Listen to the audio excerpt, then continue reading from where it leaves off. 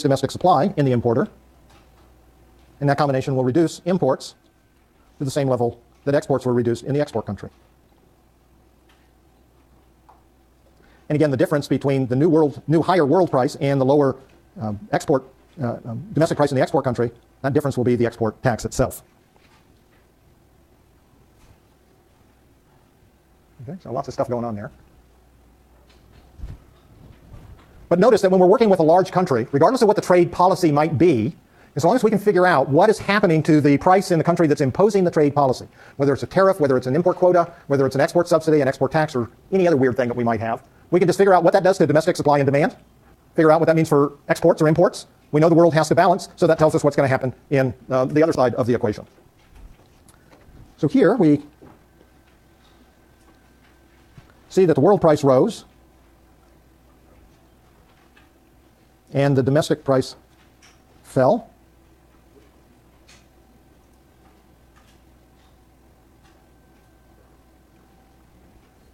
And so, of course, exports fell as well. Okay, so those are our price effects in the large country.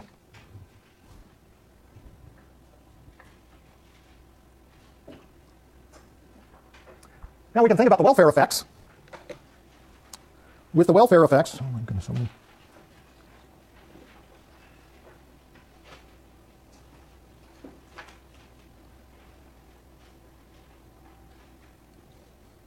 we need to label the relevant areas. Don't know that I have them all labeled, but let's see. So we always want to find out what happens to consumer surplus. Price went down, so it looks like consumer surplus went up by A plus B.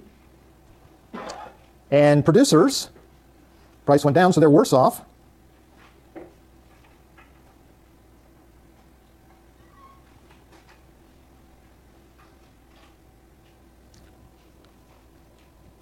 And then there's the government revenue portion, which is what, D and F.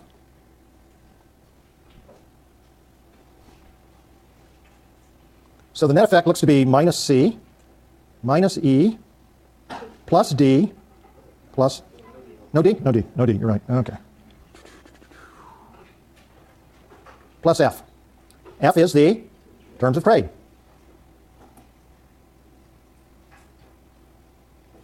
So we have our production and consumption distortions again, but because the world price is higher, we get to sell the exports that we do make at that higher world price, we now have a terms of trade gain. And obviously, the net effect now becomes ambiguous, depending upon the relative sizes of the terms of trade gain, as well as the consumption and production distortions. Now remember, when we talk about tariffs in a large country, we came to the same conclusion. We could get a positive or a negative net effect, but it depended upon how large those terms of trade gains would be. The key on how large the terms of trade are is really how much can you affect the world price, right? So if the effect is very large on the world price, then F, the size of F, gets much, much bigger. If you have a relatively small effect on the world price, then either because you're not quite as big of a country as you thought you were, or there are other issues involved like elasticities, then the terms of trade gain can be much smaller. Yeah.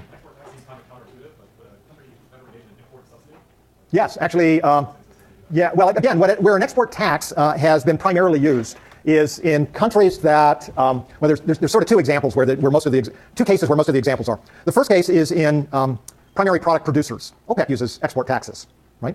So guess what?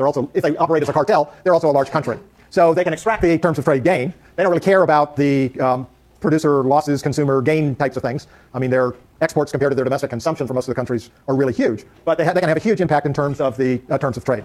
The other case is the one that I mentioned. It's primarily for food products, agricultural and food products, when something else is going on. And so if there's a shortage outside your country, so you might think about how you would show that in a diagram. Think about all of a sudden shortage outside your country. Typically that would be shown as an increase in the world demand for imports, which of course would raise your prices, which may cause instability, political unrest amongst the population if you're talking about the prices of basic foodstuffs, which is what most of the food problems over the last 4 or 5 years have been about. So by putting on an export tax, you've kept more of your domestic production at home and kept the price lower than it would be. Remember, you've got an event that's trying to push it much higher, so you try and keep the price lower than that. Now, of course, that just means that your price is lower, but we also know the price in the importing countries is going to go even higher.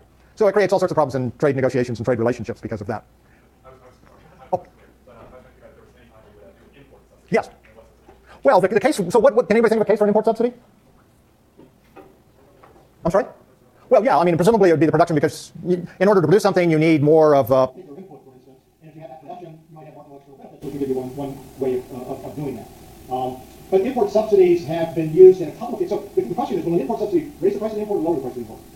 to the buyer, to the domestic buyer. It lowered the price, right? So if as a government, you were trying to expand a particular industry, and there was some critical component that comes in, and you want more of that coming in, or you want it coming in at a cheaper price, you can provide a subsidy for the importation of that. Just to give you a very specific example, China used this a couple of years ago. Their steel industry was expanding very, very quickly. All of a sudden, there was a shortage of iron ore. Actually, there wasn't a shortage of iron ore. There was a shortage of ships to move the iron ore. And but it was not viewed that way. It was viewed that iron ore shortage, the price of iron ore went up. What actually went up was the price of iron ore delivery inside of 30 days. The price of iron ore for shipment the following year didn't change at all. So there was a time change. But China actually used an import subsidy trying to get more iron ore in so they could keep the steel industry at full capacity and growing very, very quickly. Not a lot of examples of that, but there have been a few. Okay, so export tax by a large country. Again, we could get a gain or a loss, as we already know. Again, depending upon the size of the terms of trade effect. A redistribution of income, a change in the world price, and you might think about, could you show that? That it reduces foreign economic welfare. I obviously can't, I couldn't show it before, but maybe you can work on it. And I'll come back to the other example we were working on, network subsidy on Tuesday. Okay, have a great weekend, and I'll see you on Tuesday.